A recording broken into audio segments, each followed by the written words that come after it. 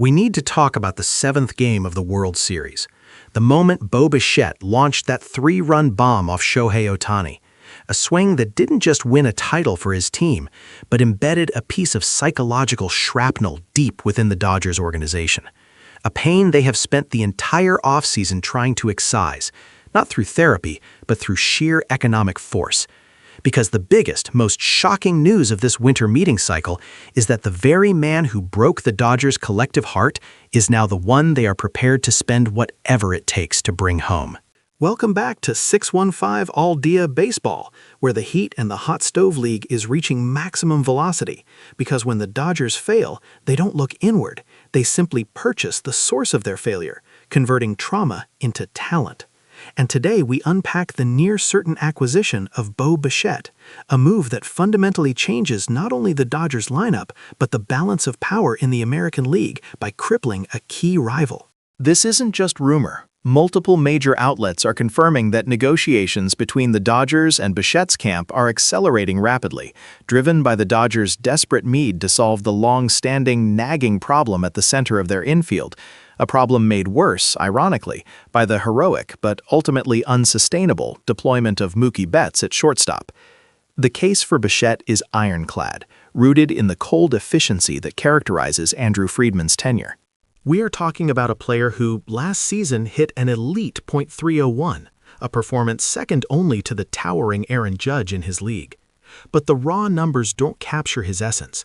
Bichette is a relentless, aggressive, generational talent, precisely the type of young, championship-hungry player the Dodgers need to flank Ohtani and Freeman.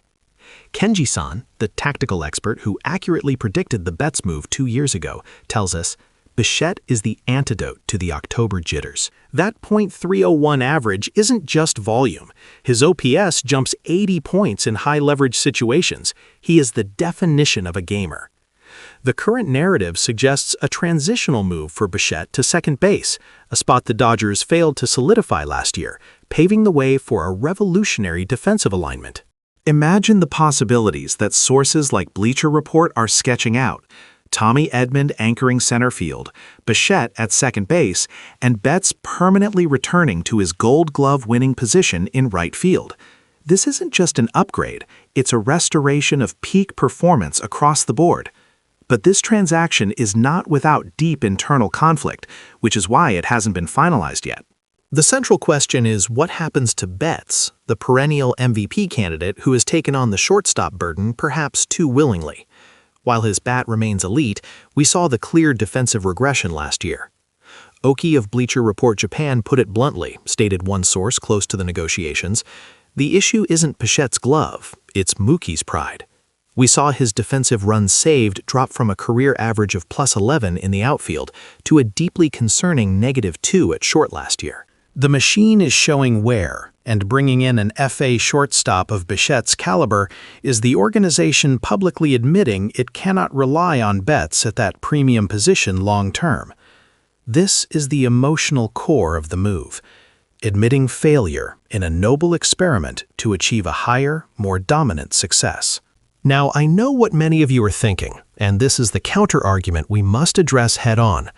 Why Bichette when the outfield depth looks questionable, or when the team needs more pitching depth? Isn't this simply unnecessary financial overkill for a team already stacked with stars? This line of thinking misses the entire strategic goal of the Dodgers' modern era, especially post-Ohtani signing. The plan, as many sources have confirmed, is not just to win a World Series, but to create a dynastic run mirroring the great Yankee teams, fulfilling Ohtani's stated desire for 10 championships. To achieve this, you must eliminate weaknesses and concurrently debilitate your primary rivals. Dodgers Nation rightly pointed out the secondary benefit, acquiring Bichette from the Toronto Blue Jays, a team that could become a significant World Series threat by 2026, would deliver a severe blow to their emerging contender status, impacting their team chemistry and morale. For the Dodgers, this is a calculated, brutal win-win. They address their most glaring defensive hole, the shortstop/second base uncertainty, and they execute a strategic attack on an emerging rival.